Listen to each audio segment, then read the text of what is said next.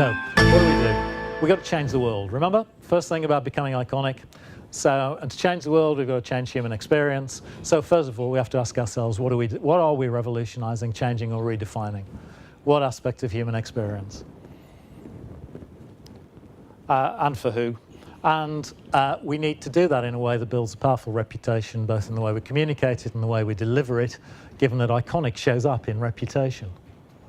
We're a symbol of excellence, people evangelize about us, and the only way they're going to do that is if they get what we're up to and are able to repeat it to the world. So that's what we do. And basically, I boiled it down to saying every iconic business in the world has great answers to 3 questions, and instant answers. When I wrote the book, I spoke to 35 of these iconic companies around the world, and I found they had these off pat. Didn't have to think about them. They just knew them, right off the top. So it's what are you up to, other than making money? Redefining people's experience of what? Given we're not working with global brands here, we need to say for whom as well. In other words, what audience are you focusing on? And the second question is, what do you want to be known for? This is sort of the reputation that you want to be known for. And how do you want to leave people feeling? And those latter two are the rational and emotional component of a brand experience. What is this actually about, and how do I want to leave people feeling? So if I took Apple, again, as an obvious example, what are you up to? We're making advanced technology usable by mere mortals. Very clear, straight off the top. Everybody who works for Apple, right off the top. What do you want to be known for? Beautiful design, meaning how things look and how things work. Both things. How do you want to leave people feeling? Like they just unwrapped a Christmas present and felt, how cool is that? Very clear, right off the top. And you get it from pretty much every iconic brand. So if Google, what are you up to? Organizing the world's information.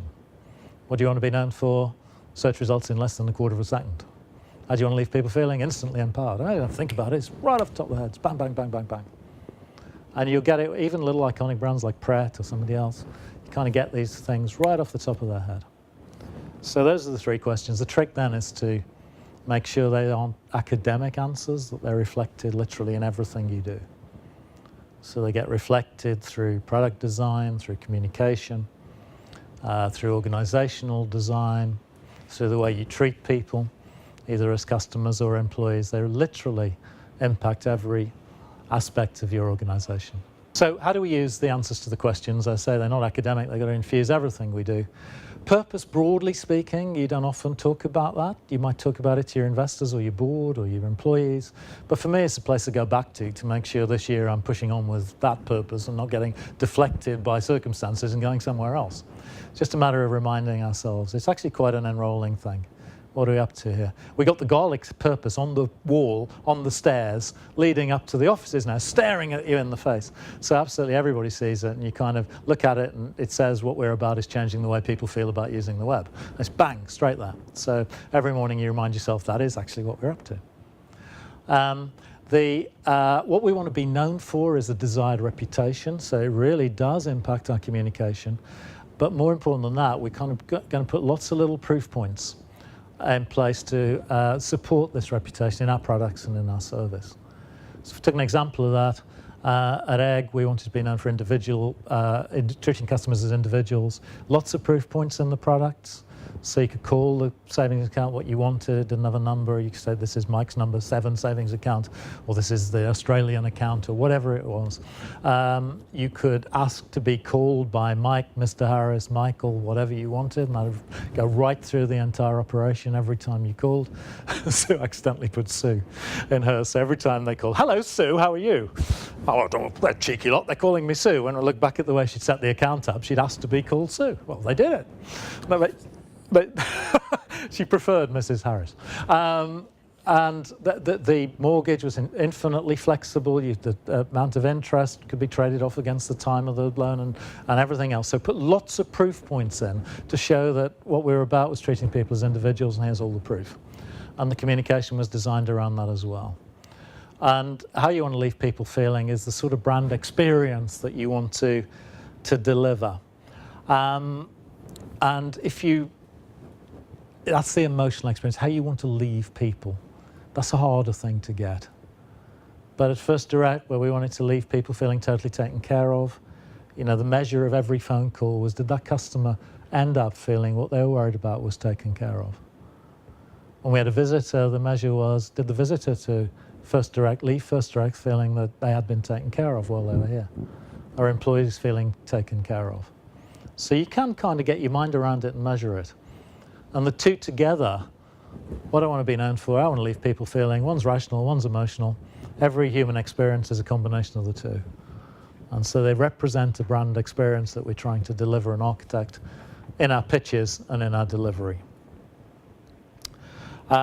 So what we do with them is we try and build some of the words of those into our pitches, really for two reasons. One is they're triggers for us.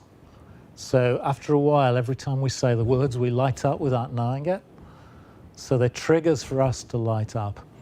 And also we practice going into the pitch, wanting to leave them with that emotional experience. So when I was pitching Firstdirect, I was trying to pitch in a way that left people feeling everything would be taken care of. They don't have to worry about it. If he says he's going to do that, it'll get done. So trying to deliver the brand experience. When I was pitching Egg, I was trying to pitch leaving people feeling unleashed by the pitch. I definitely left the Pru board feeling unleashed. My God, we can cut the chains of all of the constraints we have at the moment, which stop us doing a great job for customers.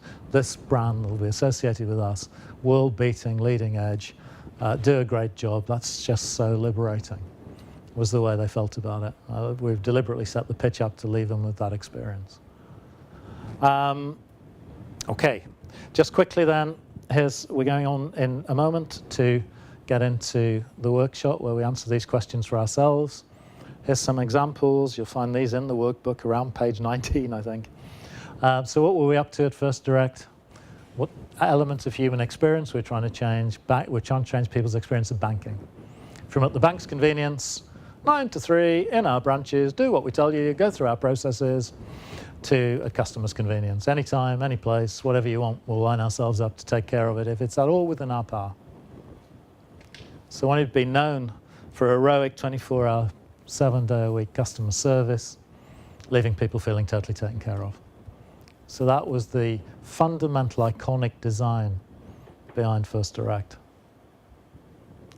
At Mercury was inspiring a telecoms revolution, is what we're up to, from closed and proprietary networks to open communication, as we called it. Wanted to be known for creative enterprise. Do you remember the hours and weeks we spent on getting there? The bridge, we called it, yeah. Known for being creative and enterprising, unlike our major competitors, and leaving people feeling liberated. If you're a revolutionary, you've got to leave people feeling liberated. We're trying to liberate them from the constraints, the dreaded monopoly BT. At Egg, revolutionizing people's experience of financial services, which people would tell you is quite daunting. You know, you deal with a bank, you deal with an investment advisor, you deal with the industry. Most people don't get it and find it a little bit daunting about where they're being sold something, not sure if it's right for them.